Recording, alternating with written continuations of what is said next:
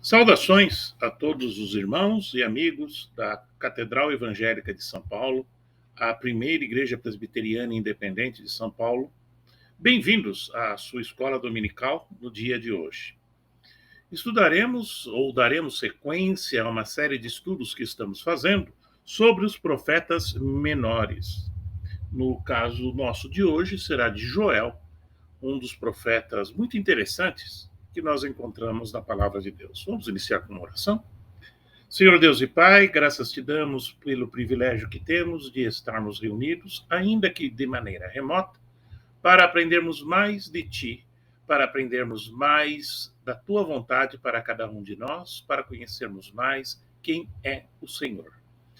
Ó Deus, que o teu Espírito tenha livre acesso a cada um de nós, a começar por mim, para que nós aprendamos de ti e incorporemos, através do Espírito Santo, a tua palavra e a tua verdade na vida de cada um de nós.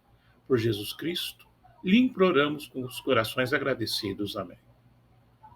Meus irmãos, hoje nós estaremos estudando, na sequência que nós estamos fazendo de estudos do Antigo Testamento e dos profetas menores em particular, o livro do profeta Joel. Um livro pequeno, muito desconhecido pela maioria das pessoas, mas que tem alguns ensinos muito interessantes que nós vamos ver no decorrer desta aula de hoje, uma aula curta, breve, mas que eu acho que vai dar para entendermos algumas coisas do propósito de Deus para este livro estar incluso no cânone de Deus, no cânone bíblico.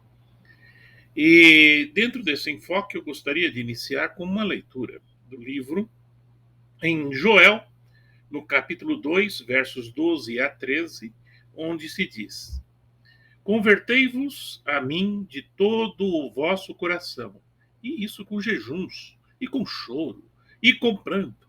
Rasgai o vosso coração, e não as vossas vestes. Convertei-vos ao Senhor, vosso Deus, porque ele é misericordioso e compassivo, e tardio em irar-se, e grande em benignidade, e se arrepende do mal. Meus irmãos, isso é uma mensagem resumida nesse verso, bastante interessante, que de uma maneira resumida ele passa uma verdade bíblica bastante ampla, poderosa e importante que veremos no decorrer dessa aula. Eu gostaria de chamar a atenção da análise deste livro em 3 pontos que nós vamos decorrer rapidamente. O primeiro é ouvirmos um alarme de Deus.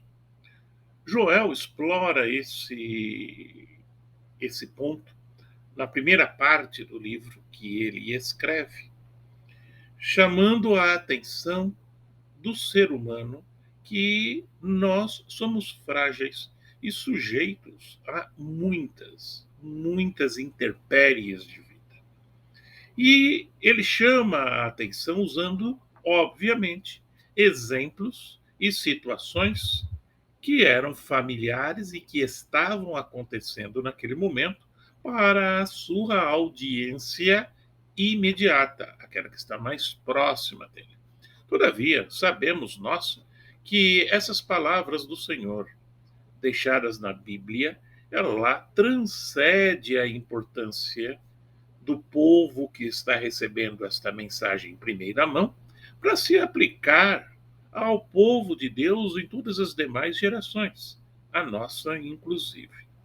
Mas isso nos leva a olhar a palavra de Deus dentro do contexto local, da época revelada, e considerarmos as aplicações para a minha vida e para a sua vida no dia de hoje. Primeiro, ele começa com um ataque real. Se os irmãos olharem que em Joel 2, 7 a 10, ele enfatiza isso. Ele está falando de uma praga terrível, uma praga de gafanhotos. Eu quero lembrar que, sobretudo naquela época, a população era extremamente dependente da agricultura. E mais, não existia jeito de você pegar e fazer importações de alimentos, porque a infraestrutura que existia era muito precária naquela época e não existiam grandes superávites de alimentação em nenhum lugar do mundo.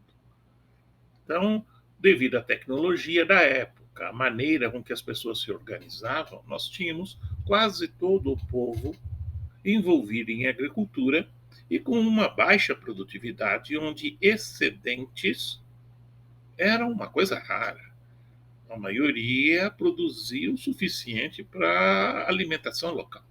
Então, infelizmente, se nós perdêssemos uma colheita, por exemplo, ficava difícil trazer de um outro país, trazer até mesmo de um vizinho.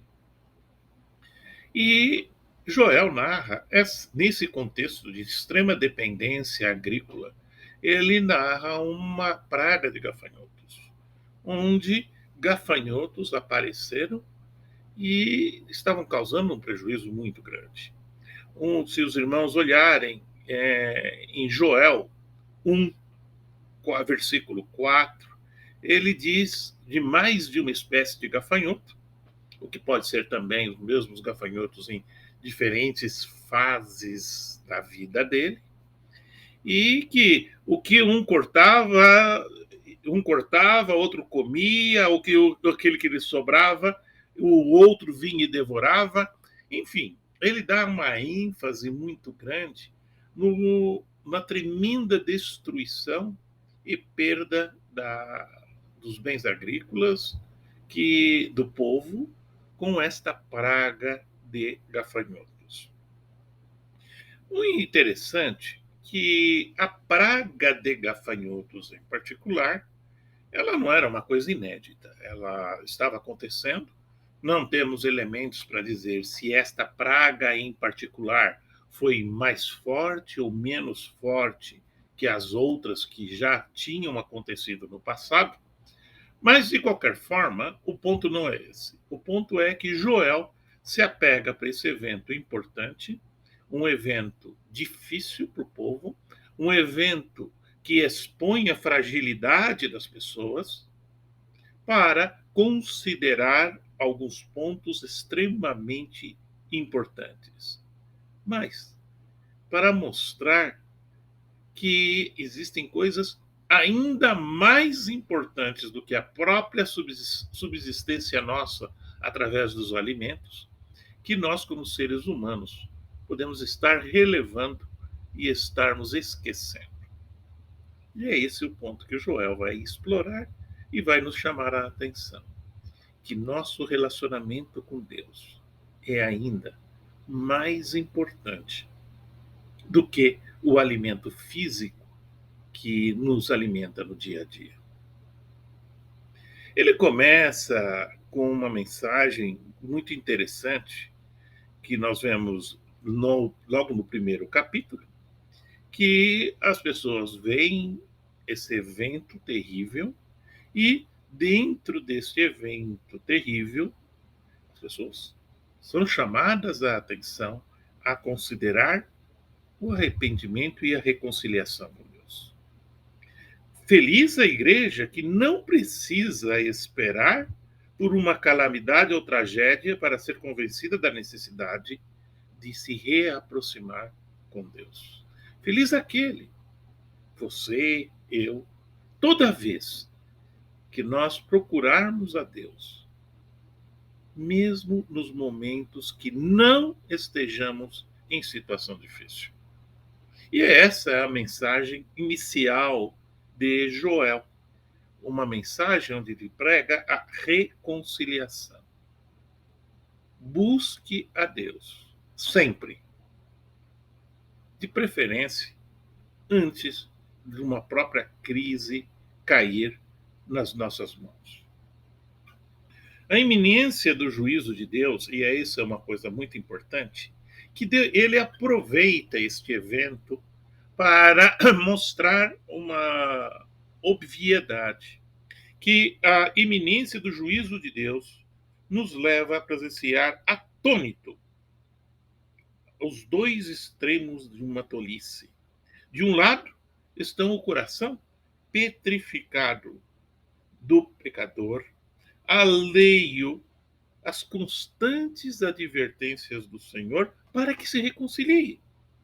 Do outro lado estão os promotores da histeria religiosa que busca caminhos fáceis para escapar do juízo, com cultos elaborados, com liturgias elaboradas e fugindo do ponto central, que é a reconciliação com Deus.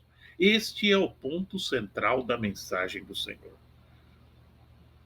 Dentro desse ponto, o autor, nós estamos falando do profeta Joel, ele explora o ponto que ele chama de o dia do Senhor, dizendo: olha, essa adversidade, esses gafanhotos destruindo os nossos meios de subsistência e colocando em perigo a nossa própria vida física, não é nada comparado com o dia do Senhor. O dia que o Senhor se colocar em nossas frentes e nós tivermos que encarar diante dele os nossos pecados e as nossas culpas. Esse é o alerta de Joel nesse primeiro momento. Ele utiliza dessa catástrofe natural para chamar a atenção nossa para a necessidade da reconciliação de Deus. E, a partir disso, ele começa a desenvolver o tema de uma maneira muito didática para que nós entendamos o que os psicólogos já chamam, isso já no século XX, de medo culposo diferente de medo.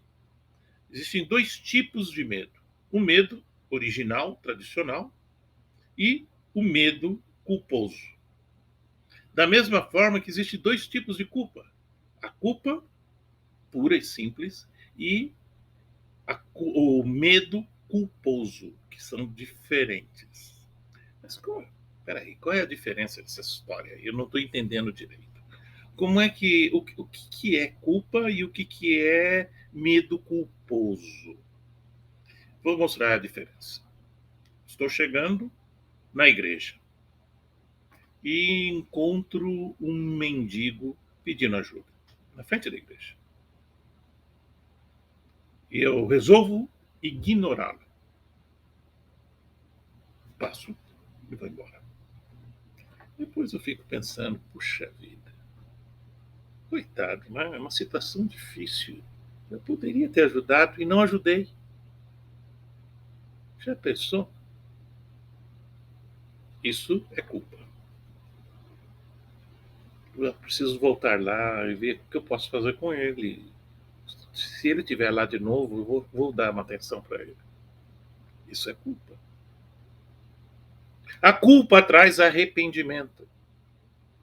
A culpa nos leva à reconciliação.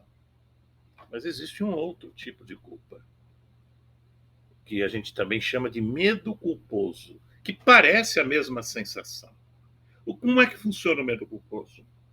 Eu tenho essa sensação, entro na igreja, passei por aquela pessoa, pelo mendigo que necessitava, e dá aquela mesma sensação de insegurança, aquela mesma sensação que perturba. Muito parecido com a culpa, mas é diferente. A diferença está na sutileza,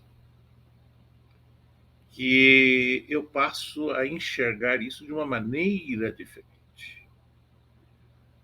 O medo culposo me leva a pensar da seguinte maneira: caramba, eu entrei, passei por aquela pessoa, não dei atenção para ela. Você já pensou se alguém me viu naquele momento?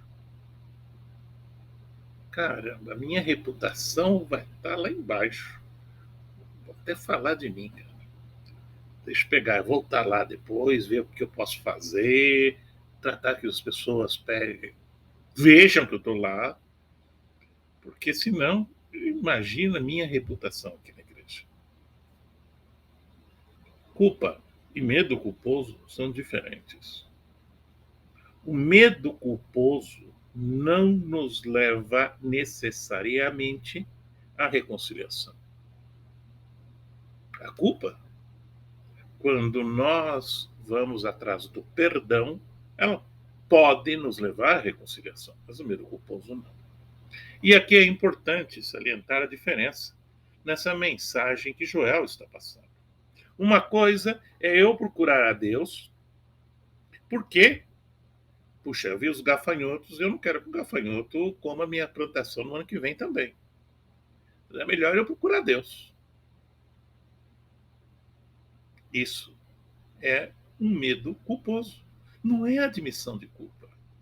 Uma outra abordagem, e é essa que Joel vai explorar no seu texto, é que nós somos culpados não porque plantamos errado ou qualquer coisa assim. Somos culpados porque nos afastamos de Deus.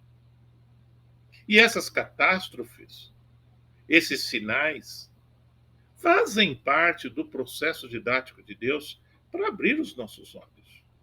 E nós entendemos que, antes de tudo, nós deveríamos nos reaproximar de Deus. Nós deveríamos reconciliarmos com Deus.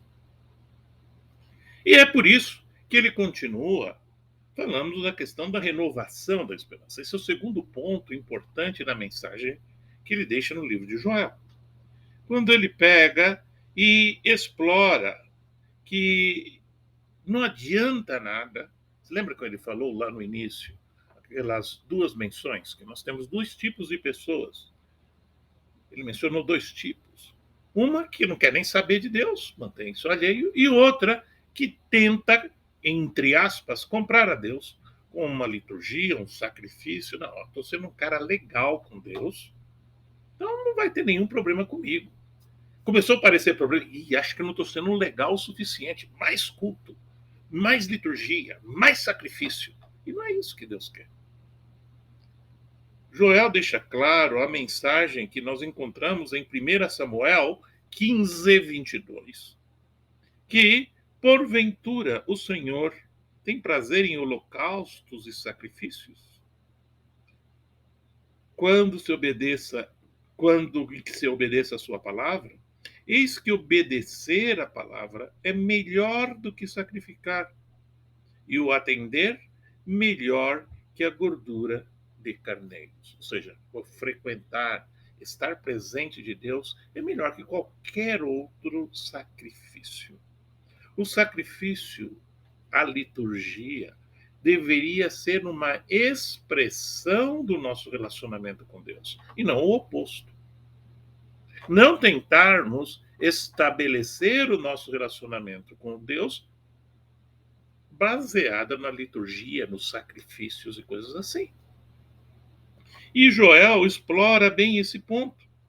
Nós vemos que, por exemplo, em Joel 2:20, ele vai dizer o seguinte: o Senhor se mostrou zeloso da sua terra, compadeceu-se do seu povo, respondeu-lhes e disse: eis que vos envio o cereal, o vinho, o óleo, e deles estareis fartos. E vós não entregarei mais ao opróbrio, ou seja, ser subjugado entre as nações.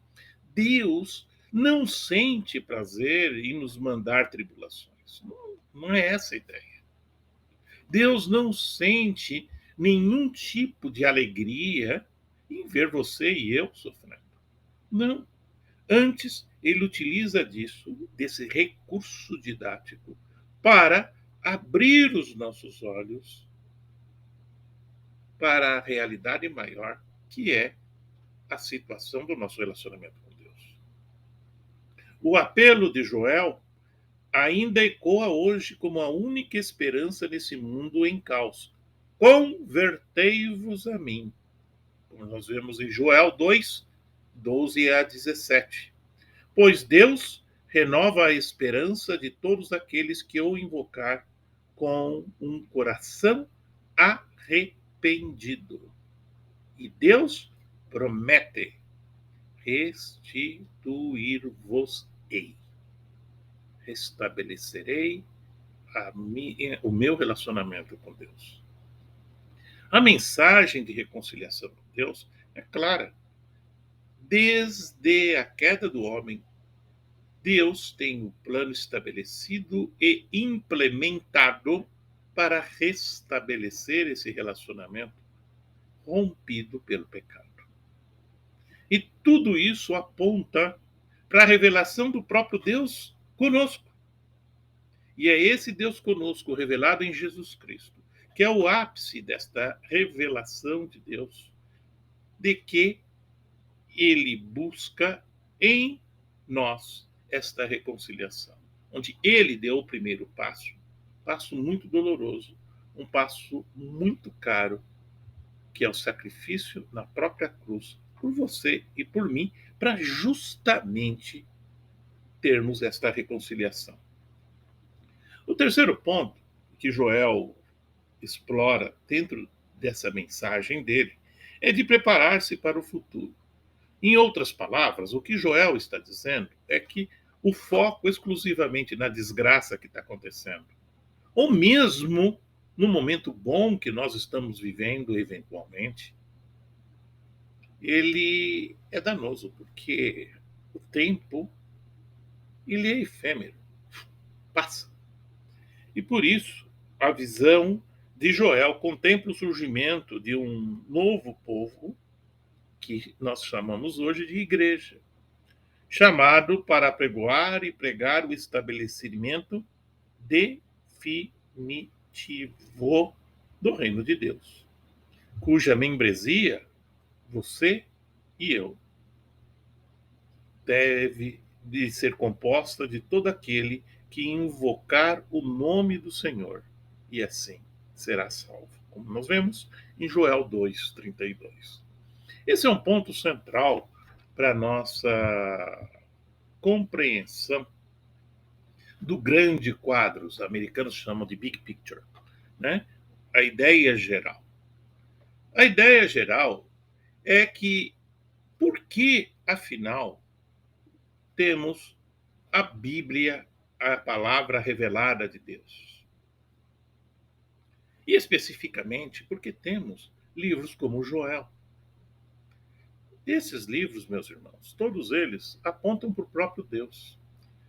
Todos esses eventos, desde a criação do mundo, ele é narrado e foi nos deixado porque ele aponta para quem é Deus. É interessante que existem muitas obras, eu pessoalmente gosto uma bastante que eu utilizei desta vez, que chama-se Cristologia do Novo Testamento, do Antigo Testamento, perdão, onde ele explora como que Deus se revela em Cristo, utilizando os textos do Antigo Testamento e, obviamente, inclusive o livro de Joel. Esse é um livro antigo, ele foi escrito mais ou menos na metade do século XIX, nós estamos falando com um livro já de 170 anos no mínimo, e ele é atual, impressionantemente atual, porque ele mostra como Deus, na sua obra, tem utilizado toda a história para se revelar a você e a mim. A Bíblia e, obviamente, o Antigo Testamento e a obra de Joel é para apontar a Deus. Para apontar a Deus através de Jesus Cristo. Para quê? Por que Joel faz isso? Por que Joel usa dessas palavras para explicar como é que Deus espera que nosso relacionamento seja feito com Ele? Por quê? Como é que, ou por que, Joel mostra a importância da reconciliação com Deus? Bastante simples, meus irmãos. A reconciliação ou a aproximação com Deus, levando-nos a Cristo, que é a revelação física de Deus em nós. A ideia é conhecermos a Deus. Simples. Então nós conhecemos o caráter de Deus. Olha, cara, Deus não está nem aí com o sacrifício, Ele quer você. Deus tem uma promessa para você. Deus ama você. Deus faz isso, faz aquilo, protege, livra. Essa é a mensagem. Conhecer esse caráter de Deus. Quem é esse Deus? Por que conhecer a Deus? Porque nós precisamos conhecer alguém quando nós queremos nos relacionar com Ele. E Deus busca relacionamento. Não existe relacionamento profundo se nós não conhecemos. Como nós podemos relacionarmos com uma pessoa se nós não conhecemos o nome, não conhecemos os gostos, não conhecemos o que quer, os sonhos? A mesma coisa com Deus. Para relacionar com Deus, nós precisamos conhecer a Deus. Mas por que relacionar com Deus? Porque nós, através desse relacionamento com Deus, conhecimento de Deus, conhecimento do caráter de Deus, seguido pelo relacionamento com Deus, aí nós estamos em condições de fazer um elogio a Deus, porque conhecemos as coisas boas que Deus nos oferece, as coisas boas que refletem o caráter do próprio Deus. Puxa vida, que coisa maravilhosa esse Deus. Sabe o que é isso? Esse elogio, esse reconhecimento das coisas boas de Deus é que nós chamamos de adoração. Sim, meus irmãos. Adoração é esse elogio a Deus por aquilo que Ele é, por aquilo que Ele faz. Mas se eu não conheço quem Ele é e o que Ele faz, vou elogiar o quê? Qualquer coisa que sair da minha boca será bajulação, não será elogio. Elogio por aquilo que Deus é que nós chamamos de adoração. E por que isso é um ponto importante? Porque a palavra de Deus nos ensina que Deus nos criou para adorá-lo. Então a adoração tem todas essas implicações. Então, voltando na sequência inversa do que eu acabei de dizer. A adoração significa elogiar a Deus. Elogiar só vem de um relacionamento com Deus. Relacionamento com Deus só vem do conhecimento de Deus.